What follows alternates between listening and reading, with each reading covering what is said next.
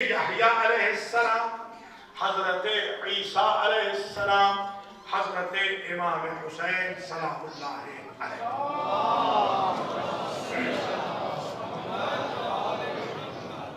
تو مفسرین نے لکھا کہ یہ آیت ان تین کے بارے میں نازل ہوئی ہے۔ چوتھی صفت میں خود وضاحت ہو گئی، حتی اذا بلغ اشدہ، جب یہ انسان کمال کو پہنچا، وبلغ 40 سنہ، اور 40 سال کا ہوا، تو قالا، اس انسان نے دعا مانگی، رب اوزعنی ان اشکر نعمتک التي انعمت علی، بارے الہ مجھے توفیق دے میں تیری ان نعمتوں کا بھی شکریہ ادا کروں جو تو نے مجھ پہ کی ہے، وعلی والدی، اور میں تیری ان نعمتوں کا بھی شکریہ ادا کروں جو تو نے میرے ماں باپ پہ کی ہے۔ مفسرین نے کہا یہ آیت دین کے بارے میں آئی ہے۔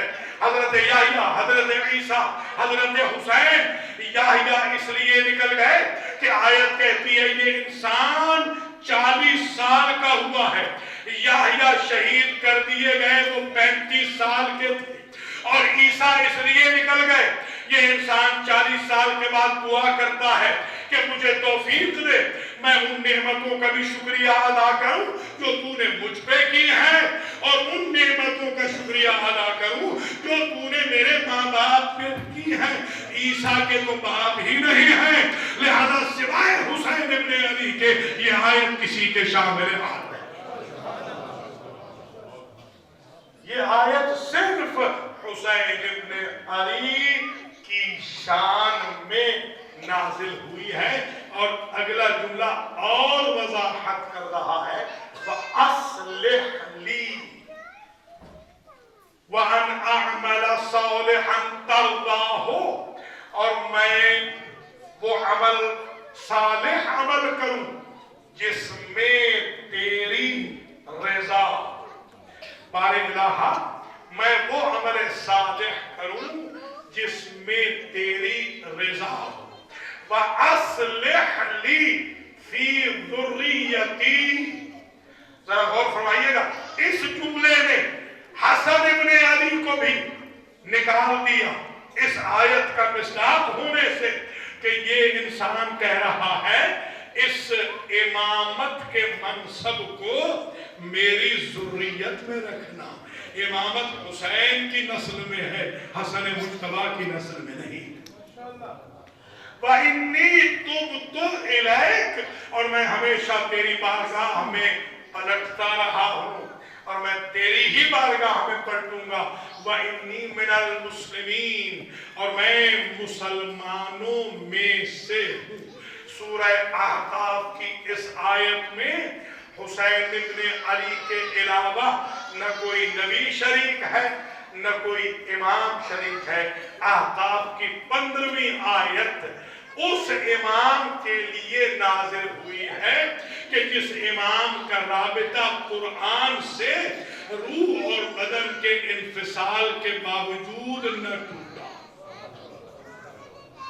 کائنات میں آپ کو کوئی نبی ایسا نہیں ملے گا۔ زکریا، یحییٰ بڑے ظلم و جفا سے شہید کیے گئے۔ آپ کو علم ہے انبیاء 500 انبیاء ایک دن میں قتل کیے گئے، آرے سے چیرے گئے، گردنیں کاٹی گئیں، سولی پہ لٹکائے گئے۔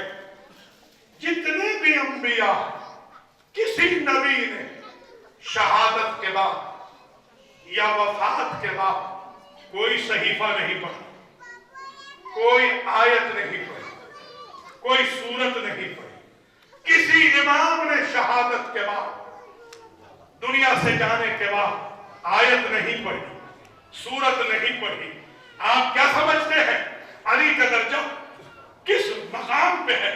مگر علی نے قرآن نہ پڑھا شہادت کے بعد۔ حضور جن پہ قرآن نازل ہوا، وصال کے بعد انہوں نے قرآن نہ پڑھا۔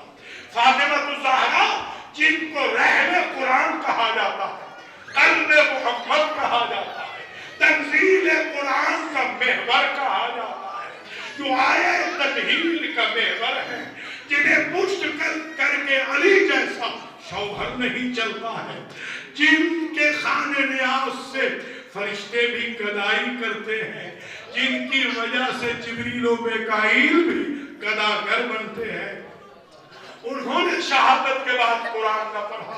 حسن مجتبیٰ نے شہادت کے بعد قرآن نہ پڑھا۔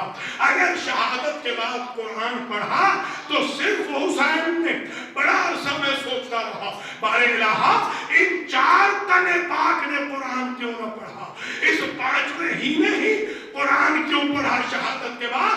تو عجب نہیں یہ جواب دیا جائے کہ وہ جو 4 ہستیاں ہیں وہ قرآن کی پروموٹر ہیں، حسین محافظ قرآن۔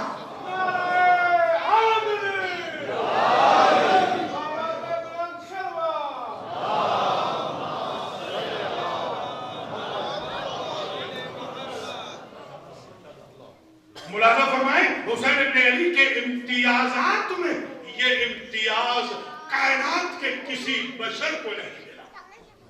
کسی نے قرآن روح اور بدن کے انفصال کے بعد نہیں پڑھا۔ آپ کیا سمجھتے ہیں کہ حضور نہیں پڑھ سکتے؟ اگر آپ کے سلام کا جواب دے سکتے ہیں تو کیا قرآن نہیں پڑھ سکتے؟ تنظر مقامی ترانی تسمع کلامی وترد سلامی۔ آپ زیارتیں پڑھتے ہیں معصومین کہ اے معصوم، اللہ نے آپ کو پاور دی، طاقت دی، آپ مجھے دیکھ بھی رہے ہیں، آپ میرے کلام کو بھی سن رہے ہیں، میرے سلام کا جواب بھی دے رہے ہیں۔ جو بندوں کے سلام کے جواب دے سکتے ہیں، کیا وہ قرآن نہیں پڑھ سکتے؟ پڑھ سکتے ہیں مگر پڑھا نہیں، تاکہ یہ اعزاز صرف حسین سے مخصوص ہو جائے، یہ عزت صرف حسین کے ساتھ مخصوص ہو جائے۔ ایک جملہ اور سماعت کر لیجئے، آدم سے لے کر خاتم تک 1,24,000 انبیاء کا جواب تھا اسلام کے میسج کو کنوے کرنا، اسلام کی ترویج و تبلیغ پہنچانا، یہ میسج تھا ہر نبی کا۔ مگر تکمیل اسلام نبوت سے نہ ہو سکی، اس کے لیے امامت کی ضرورت پڑی۔ اليوم اکملت لکم دینکم واتممت علیکم نعمتی ورضیت لکم الاسلام دینا کی آیت تب آئی جب مولا علی کا نام لے کر اور شکل دکھا کر مجمع کو کہا من کنت مولا ہو فہذا علی مولا۔ تو یہ امتیاز علی کو ملا کہ علی کی ولایت تکمیل اسلام کا ذریعہ ہے۔ جو نبوتوں سے کام نہ ہوا وہ علی کی ولایت سے ہوا۔ جملے کی قدر کرنا، غدیر میں اسلام مکمل ہوا ہے، محفوظ نہیں ہوا، محفوظ کربلا میں حسین۔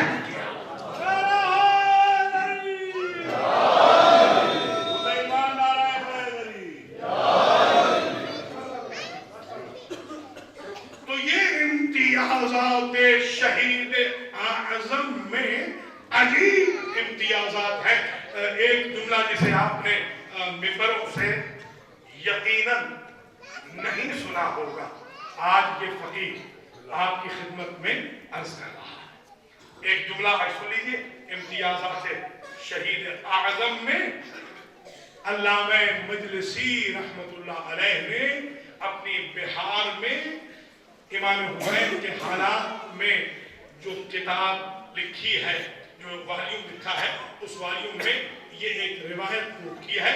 آج میں پوری روایت کی عزت حاصل کر رہا ہوں کوٹ کرنے کی عربی میں، اور پھر اس کی وضاحتیں آپ کو آج ہی اندازہ ہو جائے گا کہ عشرہ حسینیہ میں، عشرہ محرم میں کیا میٹیریل ملنے والا ہے۔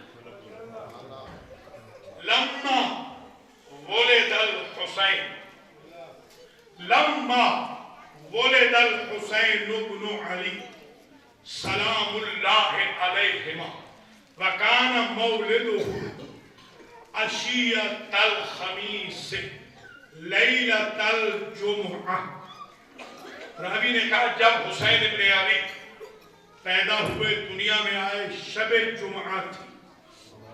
حسین ابن علی کی ولادت شب جمعہ میں تھی. اس لیے یہ شب جمعہ مخصوص زیارت حسین. شب ولادت بھی شب جمعہ ہے اور شب شہادت بھی شب جمعہ ہے. اس لیے شب جمعہ میں مخصوص ہے زیارت وارث. اور اس میں آج سے یاد رکھ لیجیے یہ واحد شب ہوتی ہے جس میں 1,24,000 انبیاء اور ہمارے سارے ائمہ کربلا جاتے ہیں. سب کے سب کربلا میں ہوتے ہیں. امام جعفر صادق علیہ السلام نے